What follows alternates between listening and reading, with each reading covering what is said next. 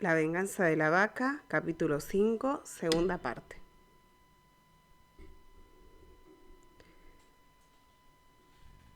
Fue un bufido, nada parecido a un grito de dolor de un niño.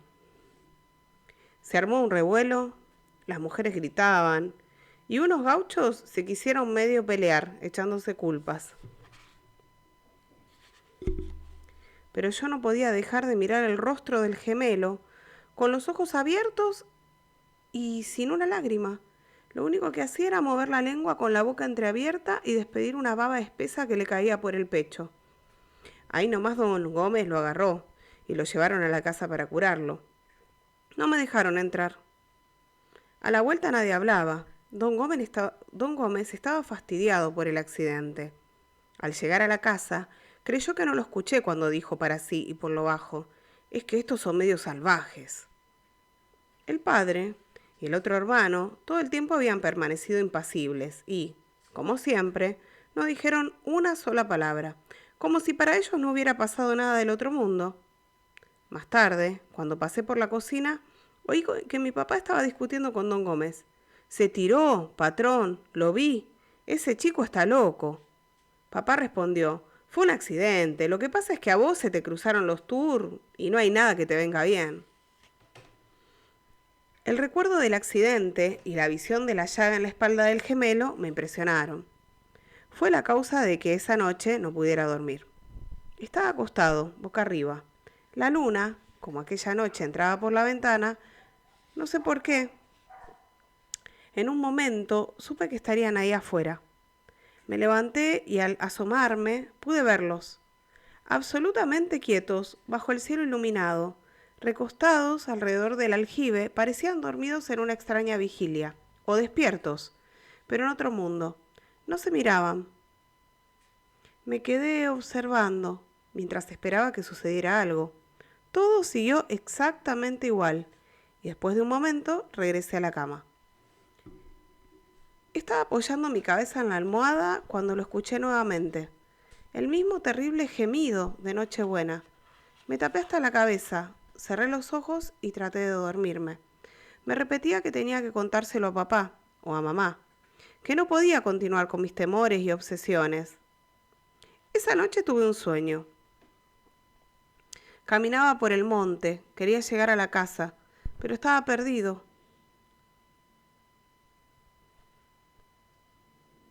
Al principio, de repente, aparecieron las vacas detrás de mí. Al principio eran una o dos, y después aparecieron las otras. Lentamente comenzaron a rodearme mientras marchaban a mi lado, y en ese momento lo escuché. Pude saber al despertarme que aquello que había escuchado esa noche por segunda vez parecía un gemido, pero no lo era. Era otra cosa, más familiar y tremenda. Un mugido. En el sueño, las vacas mugían, y ese era el mismo sonido que había escuchado en la boca de los Tur. Comprendí, con horror, que todo lo que me espantaba de ellos eran los signos de una singular transformación que nunca sabré si existió realmente o fue solo el producto de mi imaginación. Mi padre los despidió a los pocos días y nunca supe los motivos, pero en esa madrugada creí estar seguro y todo lo que había visto y oído se alineaba perfectamente con esa idea que se había instalado en mi mente. Los Tur se estaban convirtiendo en vacas. Era la única razón que podía explicar la mirada alucinada de esas mujeres frente al espejo. Pensé que la extrañeza y la curiosidad que se veía en sus rostros proveía de no reconocer esa imagen humana que el cristal les devolvía. Todo, los mugidos, el movimiento de las bocas, la baba espesa del gemelo, el mutismo y esa indolencia vacuna de los Tur alimentaron esa noche mi espantosa creencia. Han pasado 20 años y aún los recuerdo como un accidente de la naturaleza. No lo puedo evitar. Y con el paso del tiempo también creo haber conseguido más respuestas para las conductas de esa extraña familia. Hoy pienso, por ejemplo, que solo sentiré uno más de aquellos animales, que solo sentirse uno más de aquellos animales pudo llevar al gemelo a arrojarse contra la vaca y ser marcado. Aquella tarde de la yerra. Consustanciarse. Consustanciarse es una palabra que en esa época no conocía. De todos modos, creo que nunca alcanzaré a comprender todo lo que sucedió. Aún ahora me pregunto, por esos ritos bajo la luna, por Emma, que parecía diferente de los demás, y por el miedo, que a pesar de los años no desaparece. Bien, ahora se interrumpe esta narración, que es la lectura del cuaderno que estaba en la casa, y comienza una carta que tiene otra letra diferente a la que veníamos viendo, ¿sí? La narración era con esta letra y ahora comienza con una letra diferente. Creo que hice, a ver si la enfoco, si se ve.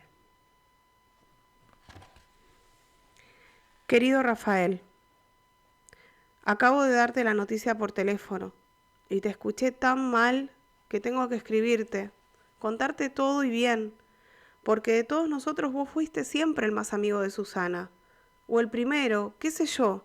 A lo mejor ahora no importa, y lo único que importa es que Nicolás se murió, y Susana está desesperada, y no sabemos qué hacer, y no se puede hacer nada, y es terrible. Dejé de escribir porque me puse a llorar, pero ahora estoy mejor, mi amor. Quiero estar bien y más tranquila para poder contarte exactamente cómo sucedieron las cosas. Nicolás murió el 16 de noviembre, hace ya 3 semanas. Nosotros tuvimos clase con Susana esa tarde. Me acuerdo que ese día nos dividió en grupos para trabajar los ejercicios de la unidad que estábamos viendo. Todo normal hasta que terminó la hora. Esa noche la llamé a Leticia y no estaba. Pensé que en una de esas se había ido a lo de Susana, así que llamé para allá y no me contestó nadie.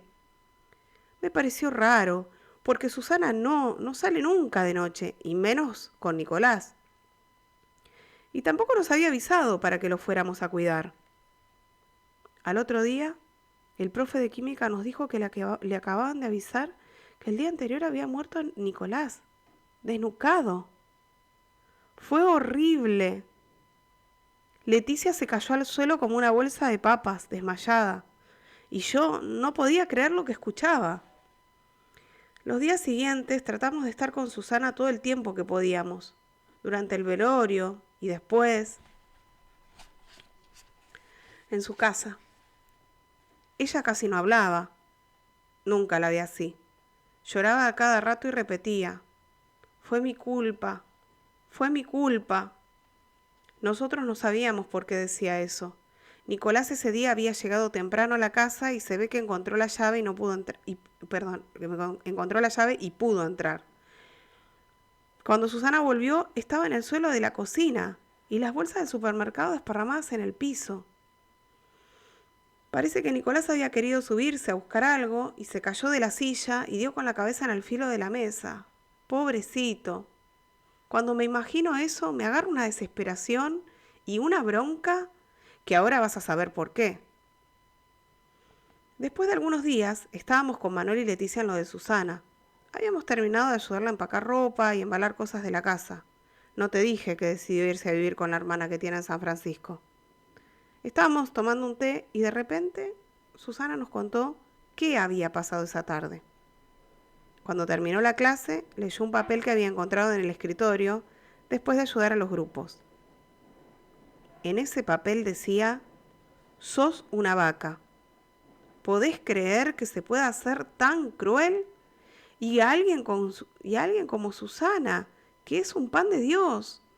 Cuando pienso en eso, se puso muy mal. Vos sabés que Susana siempre tuvo el problema de la gordura y todo eso. Así que cuando salió del colegio llorando, con esa cosa en la cabeza, justo pasó por un instituto de tratamientos para adelgazar y entró. Y ahí la demoraron. Y cuando salió para volver a la casa antes de que Nicolás regresara, se largó una lluvia que hizo que no encontrara un taxi libre por ningún lado. Nos contaba, llorando, que se desesperó, tenía ganas de empezar a correr. Algo le decía que tenía que volver, como un presentimiento. El resto de lo que pasó esa tarde ya lo conoces. Cuando encontró un taxi desocupado y llegó a la casa, ya era demasiado tarde. Estábamos azorados, no sabíamos qué decirle, solo que no había sido su culpa, que fue un accidente, que podía haber sucedido estando ella en la casa, ese tipo de cosas. Pero sabíamos que si hubo un culpable, que sí hubo un culpable, y era el que había dejado ese papel. Si no hubiera sido por eso, Susana no se hubiera demorado y nada de eso hubiera pasado. Al día siguiente nos encontramos con Carlos y le contamos todo. De la bronca golpeó la pared y dijo que teníamos que encontrar el que había hecho eso, que lo teníamos que hacer por Nicolás y por Susana, y que esto no podía quedar así. Y yo creo que tiene razón. Para colmo las clases ya terminan y no tenemos mucho tiempo. Por favor, Rafael, trata de apurar tu regreso. Lo único que me hace sentir bien es la idea de que falta poco para que vuelvas y podamos hacer algo para que todo esto no quede así, en la nada. Te quiero mucho, muchísimo, Cristina. Después de que leyó la carta, Rafael se quedó quieto, sentado en el pequeño sillón que había en su habitación de la casa de los Redlaw en Londres. Estuvo más de media hora con la vista fija. Pensaba en Susana y en Nicolás, aunque no quería hacerlo. Lo imaginaba en el piso de la cocina. Trataba de borrarse esa imagen que le volvía hasta que cerró los ojos. Estar en Inglaterra, que había sido su sueño durante muchos años, ahora era una pesadilla. No poder acompañar a Susana, a Cristina y sus amigos, que al fin y al cabo eran después de su familia lo que más le importaba. Lo desesperó. Tenía que volver. Había llegado a Inglaterra en febrero y aún faltaban 2 meses para completar el año acordado, pero no podía esperar. Hablaría con los Redlaw y esperaba que entendieran.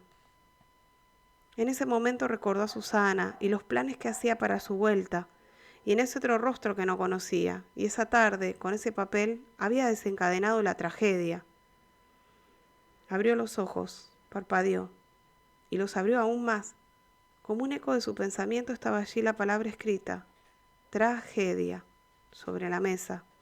Bajo el sobre de la carta de Cristina, la última página del Times mostraba ese recuadro. Tragedia en Southerville Farms. Tomó el diario y leyó. Esa noche, después de hablar con los Redlaw y reservar un pasaje para la semana siguiente, Rafael no podía dejar de pensar en Susana, el niño muerto y las vacas.